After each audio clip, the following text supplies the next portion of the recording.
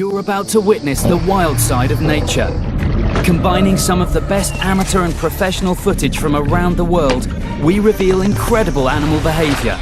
Whether it's a tourist with a camcorder, a ranger on a game drive, or just someone in the right place at the right time, the cameras never stop rolling. Each remarkable clip is broken down to reveal the truth behind the footage, as eyewitnesses relive their heart-stopping experiences on camera. And top wildlife experts take us on a journey of explanation and discovery. From rare sightings, incredible kills, hilarious antics, to nail-biting escapes, this is wildlife caught in the act. Lions are the largest of Africa's carnivores, and the only cat species that live and hunt in numbers. But unable to chase prey for long distances, catching their quarry off guard is crucial to the hunt, as the panic and disruption singles out the weak and vulnerable. But as James Marshall witnessed in the Londolozi Game Reserve, separation doesn't always lead to success. One evening, I came out of the boma and we heard this buffalo distress call.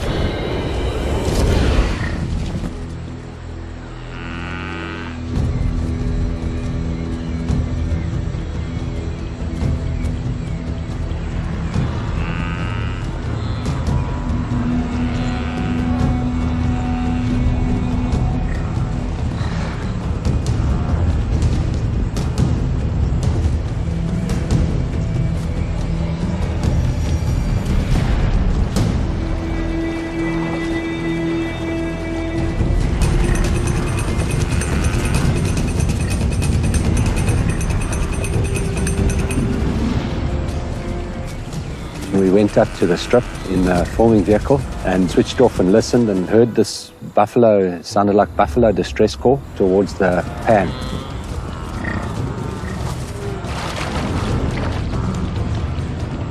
Went down there and this youngish female buffalo was in the pan,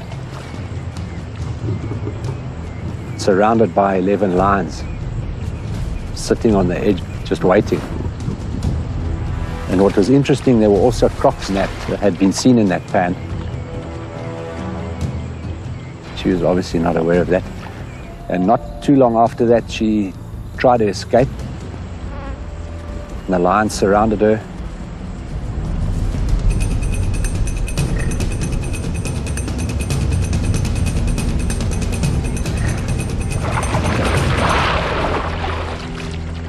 It's catch-22 for the abandoned buffalo. Stay in the water and await a crocodile ambush, or attempt an escape past the awaiting lions.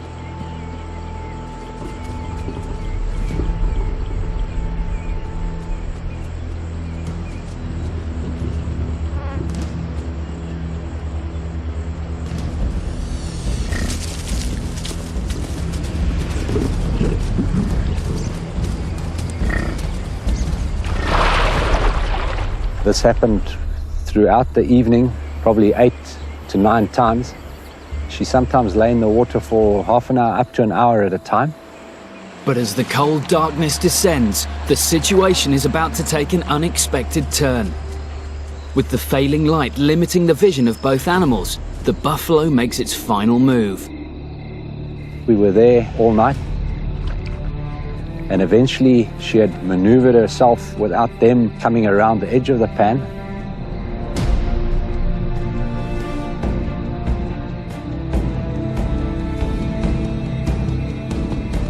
She ran into a thickish area down a donga system and managed to shake them off. So it was a lucky ending for the buffalo.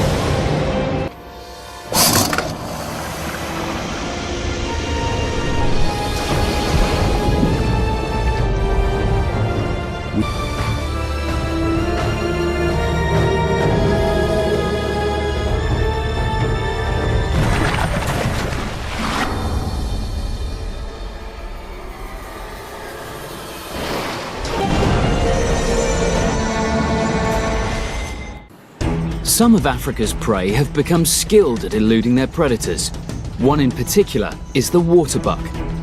The ability to release repellent odours from its sweat glands and retreating to the water to evade its predators has provided this antelope with a reliable escape mechanism. But some of the best laid plans can sometimes backfire, as Elman Mshlongo observed. We got a call from a game driver telling us a waterbuck was inside the water at a dam. So we rushed there and saw this waterbuck hiding in the water. The lioness was just waiting at the edge of the dam. She must have thought it was very deep. But the waterbuck is about to make a fatal mistake. But then the young waterbuck starts standing, and if the waterbuck's standing there, the lioness sees that it's not that deep, so the female lioness runs straight into the water.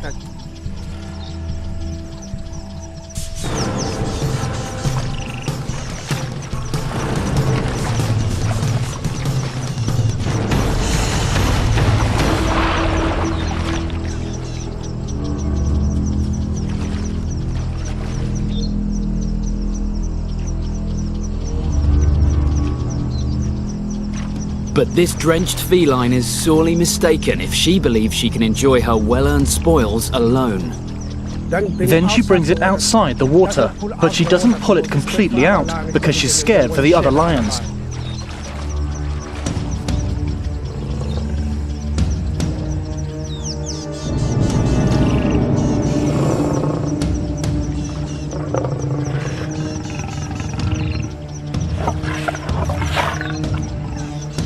All the female lions just run straight into the water and start fighting.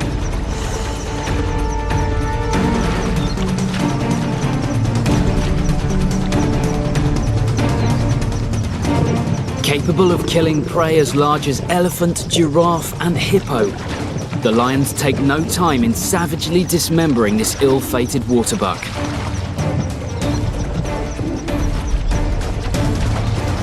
Contrary to their reputation, some felines are not afraid of water, just like the leopard. Known to be a strong swimmer and fish being part of its diet, this shrewd assassin doesn't mind getting its paws wet. I was on holiday in South Africa visiting in the Kruger National Park, myself and a friend. We were actually on our way out on one of the major exit routes. We spotted the leopard. It was probably about 20 meters from the road. He didn't mind the vehicles standing there. Initially, it was just a nice sighting, and then we realized that the leopard was busy doing something.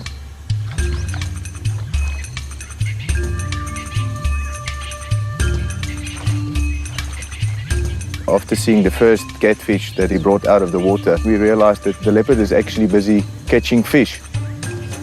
But he made a playful game of it. At one stage, he actually jumped into the water, and he was only up to his knees, so it couldn't have been all that deep.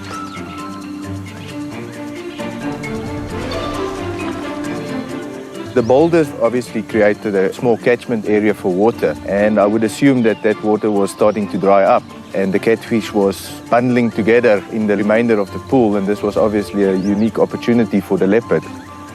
The catfish that you see on the footage is only the tip of the iceberg. During the whole process, we counted approximately 14 catfish, and he stashed it in various locations. We were very surprised. We knew this was a lucky sighting and a nice closure to a pleasant stay in the Kruger National Park. Animals hunting outside their usual range of strategies is not uncommon in the natural world. In fact, some creatures have adapted their techniques to hunt in places you would least expect, as Rian Fenter discovered in the Komati Valley. A couple of friends got together and we decided to go for a fishing trip. A lot of time passed and we hadn't had any success. I got pretty bored. So I went for a walk with my camera just to see what I could find. I saw this spider that was perched on a rock with its feet in the water. And I mean, obviously I didn't know what it was doing until I saw that the pond was filled with these little tadpoles. The longer I sat there and just waited and watched, you could see that it was planning some kind of attack.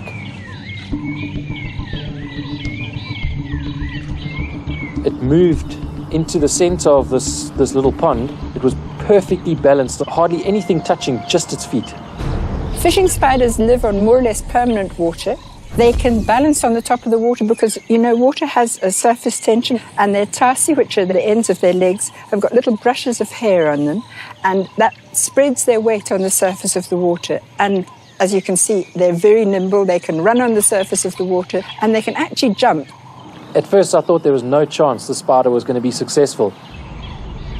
I'm not sure if it was the shade that it was casting or just its little feet in the water that might have looked like food to the tadpoles, but one swam right underneath it, and before you knew it, in a flash, it had one.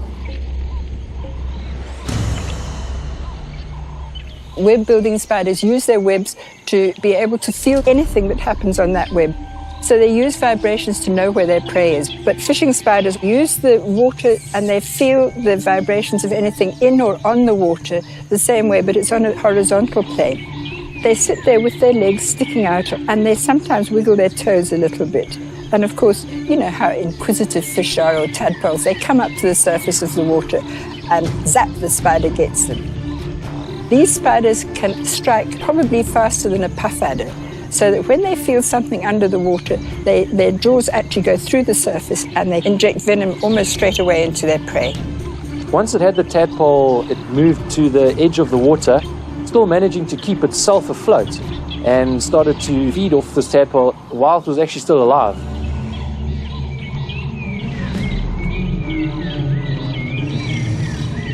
Fishing spiders need to eat quite often.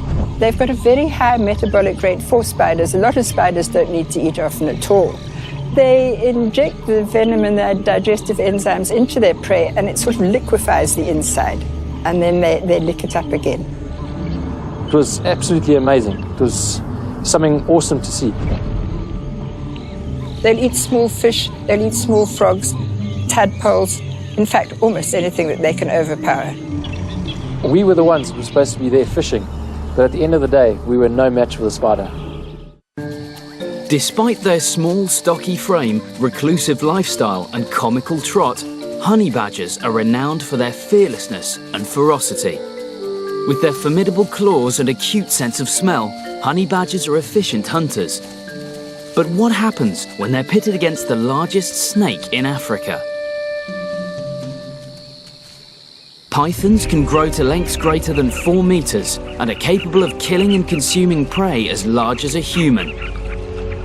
Squeezing its prey so tight it actually stops their blood from flowing, this rotund reptile is a deadly predator. But it does have a weakness. It's cold-blooded. I was working in a reserve in the Lowveld in the Sabi Sands area. I heard over the radio that there was a honey badger attacking a python. I arrived at the sighting and I could see the honey badger running around in the grass. And then I eventually saw the snake. It was quite camouflaged in the long grass, and the size of it was immense.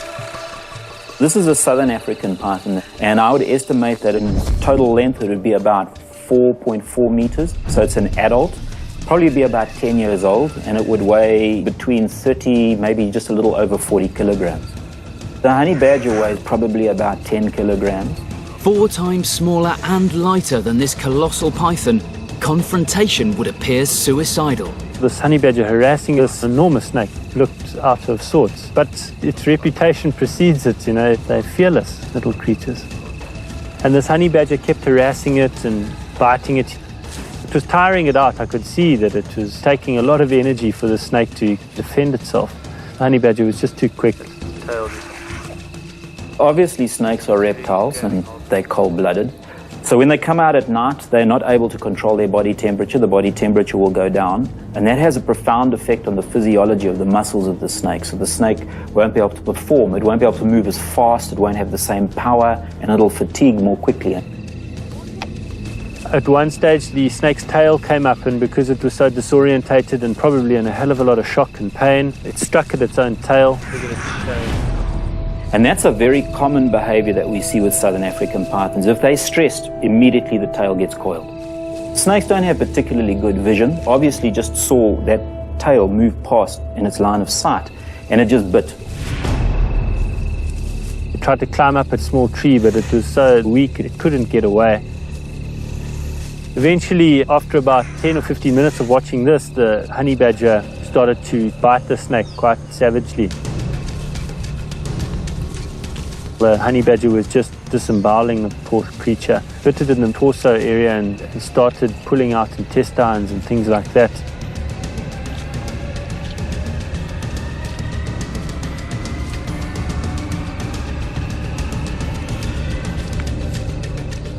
It was quite a traumatic sight, and it wasn't very pleasant to see, but it is exactly what happens in nature. Honey badgers are renowned for killing snakes. Snakes make an important part of their diet. And so that snake was probably just trying to escape through the entire event. Even the urban jungle harbours a handful of unlikely pests and predators. The pigeon has a 340-degree field of vision, and its brain processes visual information 3 times faster than a human's.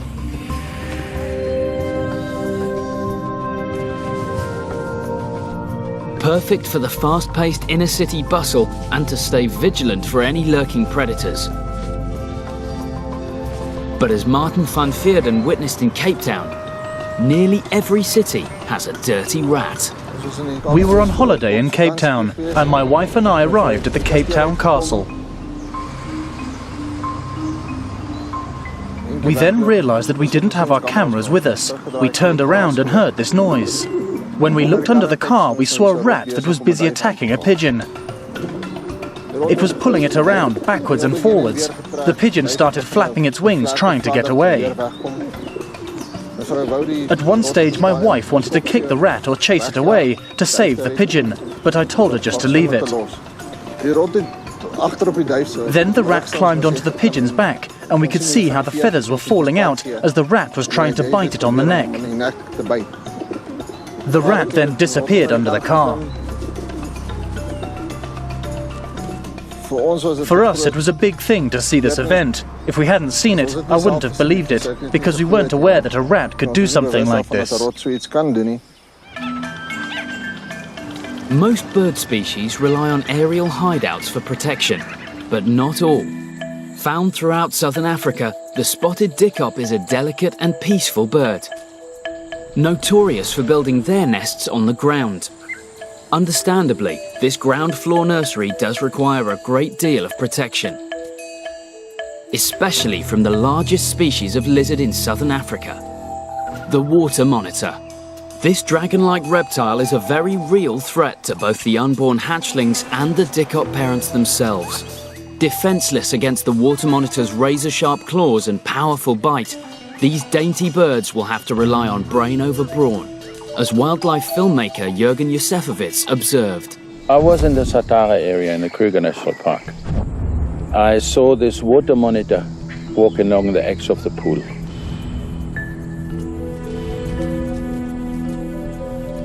And I saw the dickop pair. I'd seen before that they had a nest there with 2 eggs in it. You can say that monitors are virtually egg eaters. They dig anything up. They go for crocodile eggs. They eat small birds. They eat snakes. And something really fantastic came out of this little scene. You had the 2 little birds against the big water monitor, and they were defending the nest. They made a barrier out of their wings. They opened the wings and prevented virtually the water monitor seeing the nest. It was a passive defense. They herded him in another direction. This was unique, because what can a bird do against a predator? I must say I've never seen this kind of protection in other bird species.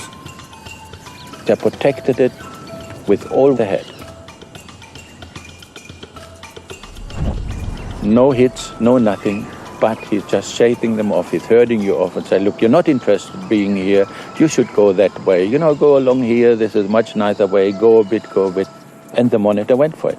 He just left The little things are also fantastic. It's not only the big ones. Parental care is vital during the early months of childhood. The lesser-masked weaver not only builds its intricate nest teetering on the flimsy end of branches, but also over water to further deter potential predators. But even this wasn't enough to prevent a massacre, as Ben Arnoldi observed.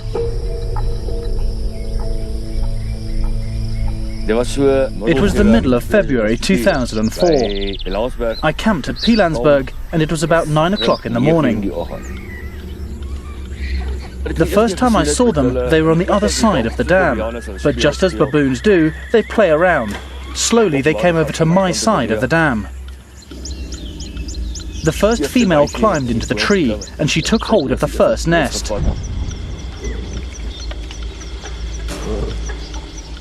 I suppose that the other baboons saw what she was doing and also started.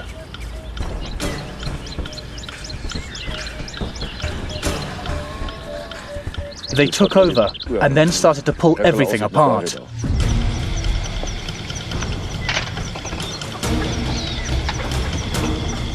They'd sit on the thick branches, take hold of the flexible branches from which the nests are hanging, and lifted them up to see if there are any snakes inside, and then stuck their paws inside and pulled out the weavers and the babies. What we see in this clip is a perfect example of baboons as an opportunist, taking advantage of a nutritional bonanza. So while baboons spend most of their time eating plants, which has low quality nutrition, and what we have here is the baboon accessing protein, a meat source. The one nest had a big female inside, and they just ate her stomach and threw the rest away into the water. They eat the most nutritious part of that fledgling, which is the abdomen region, and then throw the rest away, the wings and the backbone, which is less nutritious. And of course, the weavers got very little defense against this. They build their nests at the end of a flimsy branch to prevent large predators from being able to access, but they're not counting on the dexterity and the intelligence of something like a primate.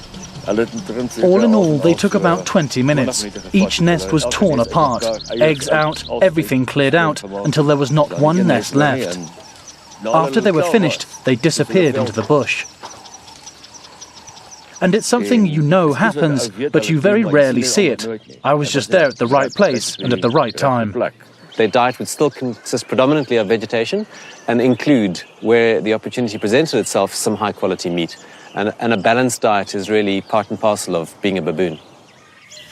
Specialised hunting techniques are often honed by parental guidance to ensure their young can ultimately fend for themselves. With only its first 2 years accompanied by its mother before becoming a solitary predator, the leopard must take every opportunity it gets to practice hunting, no matter how small the prey may be. It was the first morning of our trip, and there were about 8 of us in the vehicle. We'd been out for about 45 minutes or an hour when we saw the leopard for the first time. The rangers said to us that the leopard was about 19 months old. It still hadn't left its mother, although that particular morning we didn't see the mother. It was playing, it was climbing trees and running around and having a great time.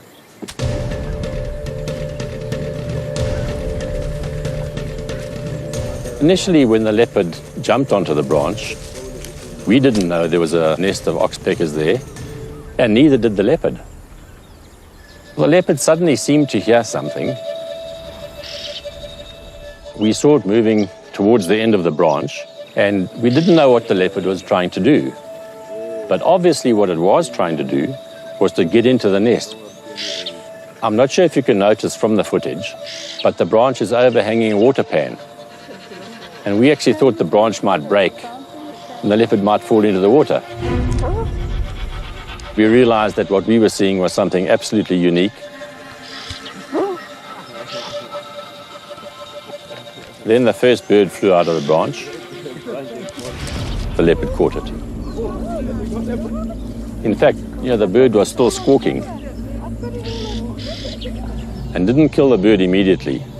It was just like a cat playing with a mouse. And eventually the leopard did kill the bird.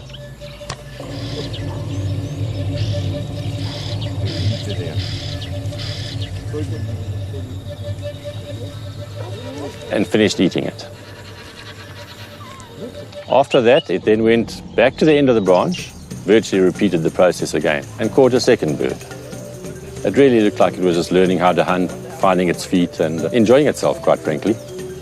We do have some cats at home, and sometimes their behavior is very similar to that of a leopard. We were absolutely thrilled, and it certainly made for a wonderful trip. Learning to live without family is an inevitable affair in most species. As teenage elephant bulls come of age, they leave the herd adolescent, audacious, and often alone. So when witnessing a young elephant bull in the wild, they should never be underestimated, and all precautions must be taken, which includes staying in your vehicle. I was filming this lone bull elephant, magnificent specimen, a great big bull on his own. And I was able to get quite close to him because he was in the water and I was up on the bank. He was 20 meters away in the water, so I felt reasonably safe that he couldn't get to me in a hurry. At one stage he got a bit agitated and he sort of lunged towards me.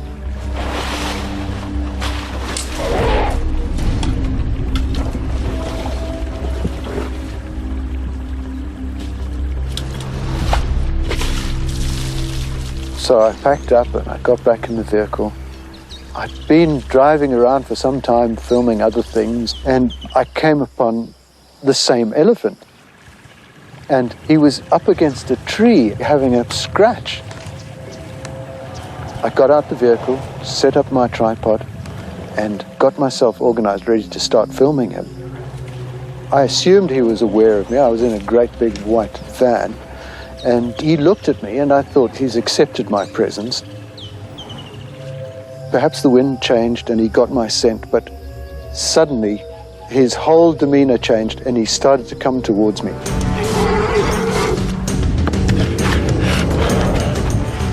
Boy, my heart was pounding and my palms were pretty wet. When he first lunged towards me, I had to duck around behind the car. My only thought was to hide behind the vehicle. I suppose I wasn't really thinking about what he could do to the vehicle to get at me.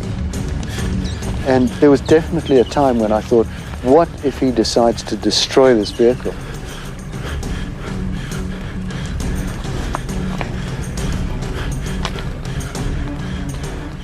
He wandered away, stopped about 30 meters away, turned around and kind of gave me a last glance and carried on as if nothing had happened.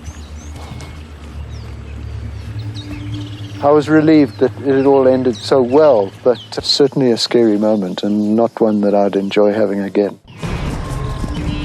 Safety in numbers is key to survival in the wild. But even with the extra eyes and ears, the arrival of young can be a testing time for most herds, as many predators watch and wait for that perfect opportunity to attack.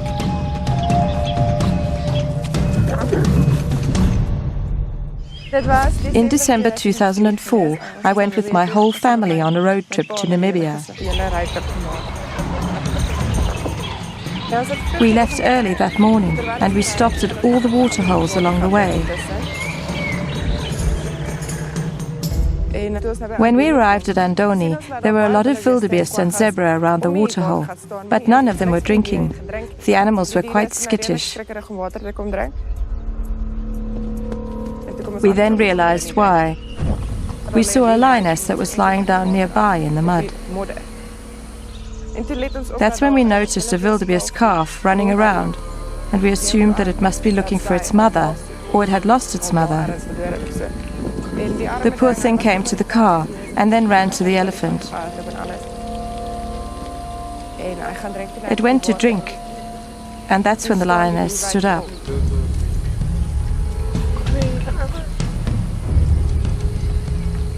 But you could see that she was really struggling.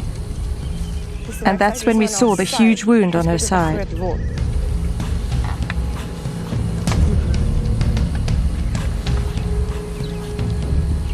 She was walking to the waterhole with great difficulty. I could see she was in a lot of pain. But she made sure that the water pipe was between her and the calf, so the calf couldn't see her.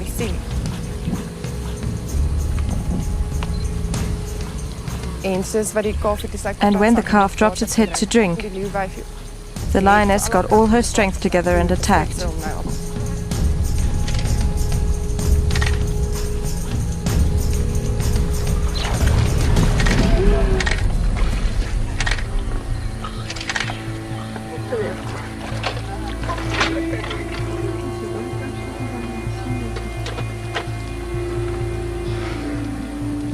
She definitely saw it as an easy chance to get some meat.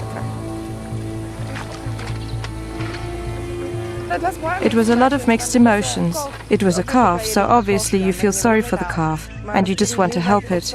But when the lioness stood up and you saw that she had an injury, you automatically feel sorry for her. But at the end of the day, it's nature. I've never seen anything like that before.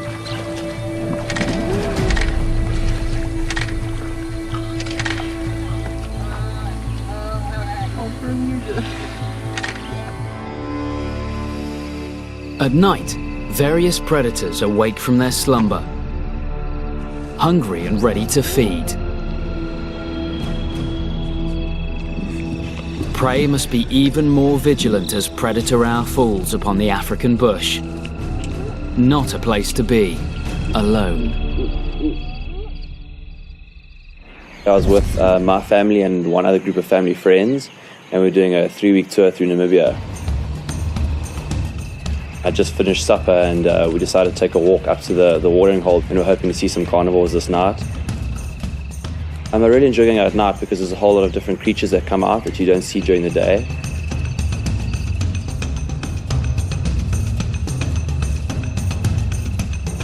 We heard crashing sounds through the bushes and saw a herd of zebra run by. I was getting very excited, just trying to switch the camera onto night mode, trying to make sure I had everything right. And then suddenly a zebra foal appeared in front of the lights, and it was chased by a group of hyenas. 2 of the hyenas lashed onto the back part of the baby zebra. They just started slowly eating it while it was still alive. I couldn't believe what I was seeing. I think the hyenas had surprised them at night, forcing the rest of the herd to run while they singled out the foal, which was a much easier target for them to take down. They got it to the ground and started taking bites out of it there. They were just tearing strips of meat off its back.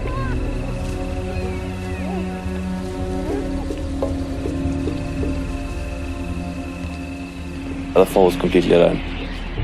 I felt pretty terrible to watch it, but at the same time it's nature and they're just doing their best to survive. But the abandoned zebra foal refused to give up. It surprised me how long the foal actually stood on its legs. I mean, there's just 3 or 4 hyenas going at a baby zebra foal, so I was amazed at how long it lasted.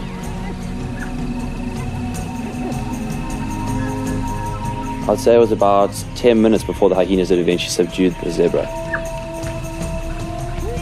The game rangers there were saying that it's not unusual for predators to chase animals into spotlight because it blinds them and confuses them.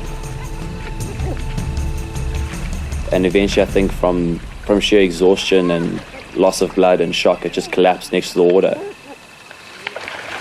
I felt very sorry for it. I wanted to shout and chase them away so it would survive, but at the same time, got to let nature take its course. And eventually they killed it.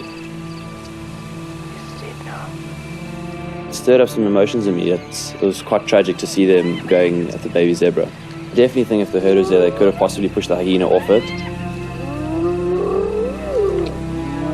I've been going to game reserves since I was very small, and I've always been hoping to see a kill, but I never imagined I'd see hyenas actually taking down an animal.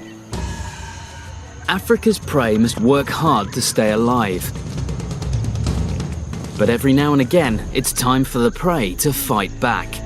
One fellow African resident that faces danger head-on is the warthog. With its lower tusks longer and sharper than a lion's canines, this bold little suid may not have the looks, but it certainly has the punch. So when this family sounder of warthogs stumbled across a coalition of cheetah, it wasn't just tourist Saki Kutsia who was in for a shock. Me and my wife were together on this trip. We were driving down this dirt road next to the Sabi River. There were these 4 little warthogs running next to the car. A little mother, father, and the 2 babies.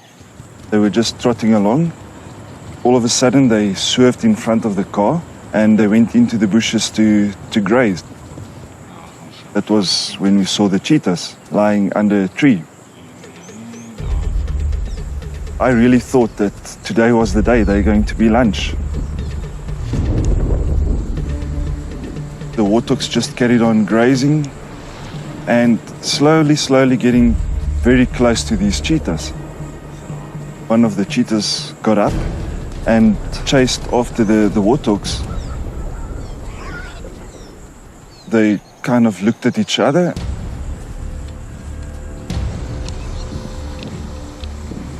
And the cheetah went back to his buddies. My wife was adamant that we had to leave. I told her, no, we need to stay. Something's going to happen here, but it's not always something you want to see. It turned out to be quite different. The warthogs teamed up and like one pack, they chased into these cheetahs. It was unbelievable. It's not every day that you see a cheetah being chased by a warthog, which normally happens the other way around. It was really amazing. It was quite funny.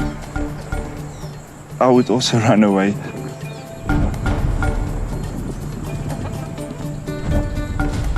It was as if the warthogs were teasing the cheetahs. With one last defiant taunt at the cheetahs, this brave warthog rejoins his family. These warthogs were fearless, brave, audacious, unbelievable. Facing up to your greatest enemy is a huge risk, and especially when the predator in question is a 180-kilogram lioness. Although the wildebeest has slender, spindly hindquarters, this clown-faced antelope has an incredibly strong and well-built front. So it wasn't just Herman du Toit who was in for a ride. We were on a visit at Bilansburg. Towards the late afternoon, we decided to take a bit of a short drive up towards the eastern border of the park. There's a place called Salty Springs. And my wife actually was first to spot the action, and I had to maneuver the car off the road to get a decent shot. And there was this lioness clutching onto the neck and holding onto the nose of a wildebeest, and the wildebeest was trying its best to shake it off. It was jumping up and down, standing its ground and shaking, trying to get rid of the lioness. My wife actually was the one that said, can't we do something to help this poor wildebeest? My wife and myself were quite anxious to see the outcome of this tussle. At that stage, it looked like it was a fairly even match. I didn't know who was going to get the upper hand.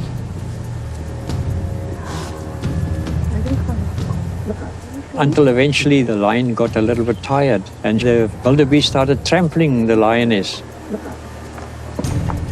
I was quite amazed to see the strength of the wildebeest, that it actually could stay on its legs and how it managed to lift the lioness off the ground. But the lioness didn't have a good enough grip, and in that way he managed to shake off the lioness.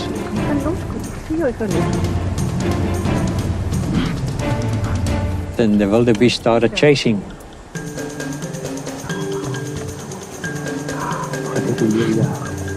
We travel a lot to nature reserves and wildlife places, but this was actually the first time that we saw something so exciting, and it was quite amazing to see that the wildebeest actually got away. At over 2 meters high and weighing up to 7 tons, elephants are the largest land mammals on Earth. But when young elephant bulls become intoxicated with hormones, this enormous mass can become a deadly weapon with devastating results. My husband and I went camping in the Kruger National Park. And late the one afternoon we went for a drive. Next to the road we came across 2 elephants standing very closely against each other. And we stopped to have a look because to us it looked as if they were playing. The playing, unfortunately, very soon turned into a vicious fight.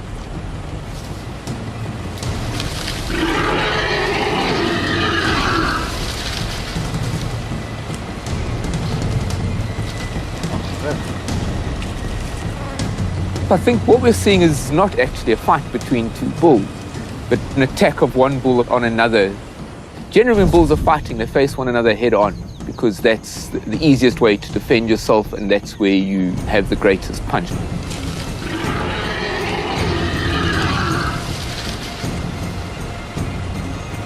It looked as if it was picking up the elephant on the ground with the tusks. The elephant just threw it down on the ground again. It was so vicious.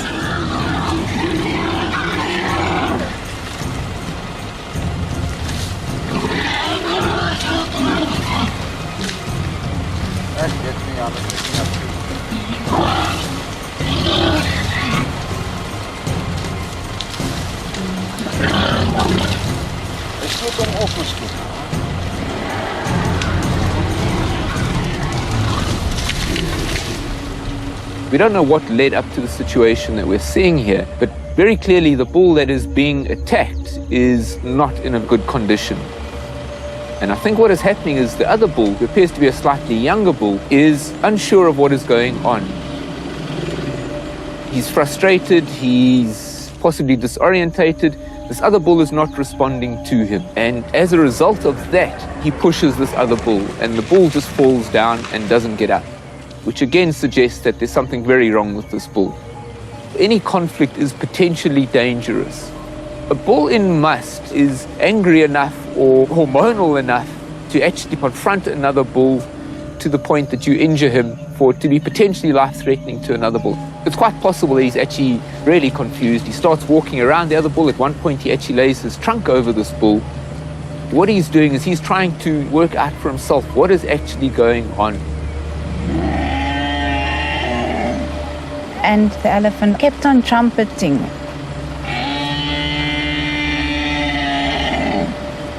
The calls that we're hearing are not aggressive calls. They're not a sense of triumph that this bull has. They're distress calls. They're confused calls. They're almost cries for assistance. When the rest of the herd came, they made a circle around the elephant lying on the ground.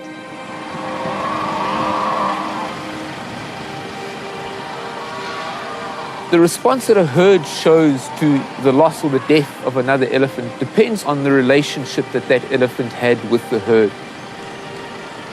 The herd doesn't have a strong enough bond with the bull that has fallen down to actually come to his assistance. They're trying to work out what it is that is causing the excitement in this younger bull. When a bull comes into must, his testosterone levels increase substantially, typically 3 times the normal benchmark. And so he just becomes this raging male hormone, which clearly has some impact on his behavior and his mood.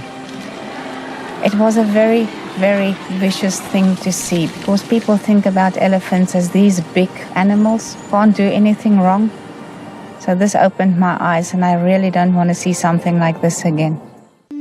Elephants can drink up to 60 gallons of water a day and may travel up to 200 kilometers in order to find it. During times of drought, tensions can understandably flare when this resource is in such high demand, which can lead to violent conflicts, as wildlife filmmaker Don Percival experienced. We were filming a reality wildlife show from the Hyde Safari Lodge in Hwange National Park, Zimbabwe. At the time, we were filming 2 contestants from the Netherlands and the UK who had never been to Africa before. We wanted to get to this waterhole to see if they could find some animals, in particular a leopard. It was a pretty peaceful scene. It was the end of October, so it was extremely hot and very, very dry. Access to water is not only about drinking. Elephants use water to thermoregulate as well. And so whether or not they're visiting water holes depends not only on what they need to drink, but on the temperature, on the exposure to heat. And next thing, this other herd of elephant pitched up, and the dynamic just changed. You could just feel the tension. What happens when elephant herds meet depends very much on the relationship between the herds. If it's herds that are closely related to one another, often the meeting is a fairly ecstatic affair. If, however, they're meeting around a limited resource, such as a water hole, often the herd arriving, will displace that herd and push them off. Next thing, all hell just broke loose.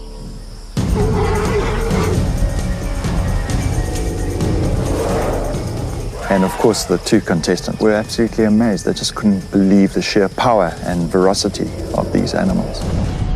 Elephant tusks are denser than bone, and wielding these elongated incisors with their 6-ton frame in battle can cause lethal damage. We knew with all this commotion and excitement, there was no ways a leopard would come down and drink, so we moved off in search for another waterhole. Early the next morning, we went back to the site, and there we found one of the elephants had died. Elephants are very susceptible to wounds turning septic, and so even one bull giving another bull an injury, that in itself can be a life-threatening event. So elephants in general are very cautious about fighting, and so fights to the death are not a common occurrence at all. There was a huge gaping hole behind the front left leg, and it had obviously sustained this from the tusk of the other elephant. With tusks weighing up to 100 kilograms each and reaching lengths of 3 meters, little can survive a direct hit. The behavior was driven primarily by access to a limiting resource, water. Of course, the contestants were shattered, but they've come to realize that this is reality. They couldn't stop talking about it. I've been filming wildlife for about 15 years, and I'd never seen anything like this. You know, normally there'll be a bit of noise, a bit of a standoff, and one backs away. But these guys were really aggro and just kept on rumbling. The unpredictable nature of life in the animal kingdom keeps our cameras ready to roll and teaches us that nature doesn't always play by the rules.